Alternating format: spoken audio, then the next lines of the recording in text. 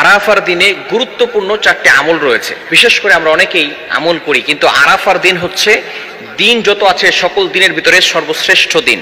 লাইলাতুল কদর রাতের ভিতরে সর্বশ্রেষ্ঠ রাত হচ্ছে লাইলাতুল কদর, আর দিনের ভিতরে সর্বশ্রেষ্ঠ দিন হচ্ছে এই আরাফার দিন। এই আরাফার দিনে আল্লাহ তাআলার কাছে দোয়া করলে আল্লাহ তাআলা দোয়াটা কবুল করে নেন।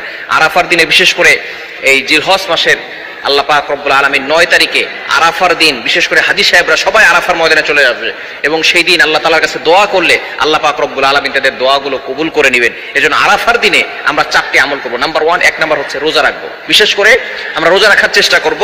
এই নফল রোজা নবীজি সাল্লাল্লাহু আলাইহি সাল্লাম জিলহজ মাসের প্রথম 10 দিনে 9 দিনই তিনি রোজা রাখতেন, কোরবানির দিনে তিনি রোজা রাখতেন না। এজন্য অবশ্যই আমরা চেষ্টা করব আরাফার দিনে রোজা রাখার জন্য।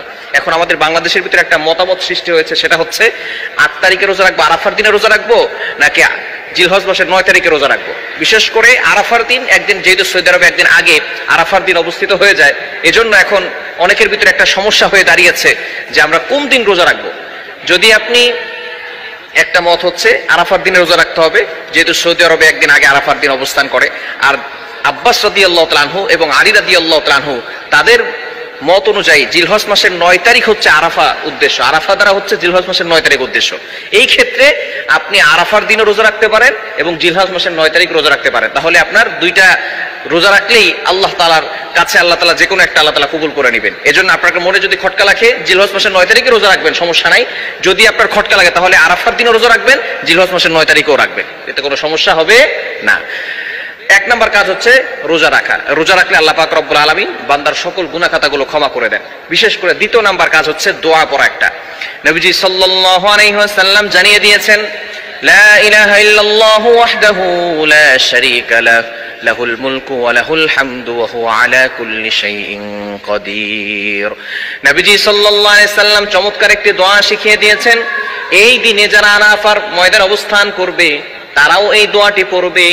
বিশেষ করে আমরা যারা অবস্থান করতে পারি নাই, আমরাও এই আমলটি করার চেষ্টা করব, পারবো তো ইনশাআল্লাহ। বিশেষ করে এই দোয়াটি পড়লে আল্লাহ পাক রব্বুল আলামিন ওই বান্দার প্রতি স্যাটিসফাই হয়ে যান, খুশি হয়ে যান। এজন্য 1 নাম্বার আমল হচ্ছে কি বলেন তো?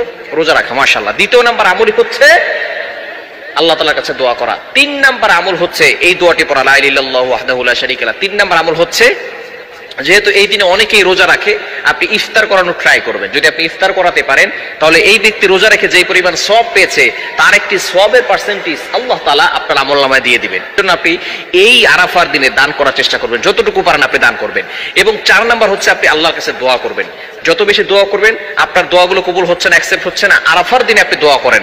এই দিনে আপনি রোজাও রাখবেন, রোজা রেখে আপনি আল্লাহর কাছে দোয়া করবেন। এই আরাফার দিনের গুরুত্বপূর্ণ 4টি আমল অবশ্যই আমরা আমল করার চেষ্টা করব। 1 নাম্বার হচ্ছে কি বলেন তো? 1 নাম্বার হচ্ছে রোজা রাখা।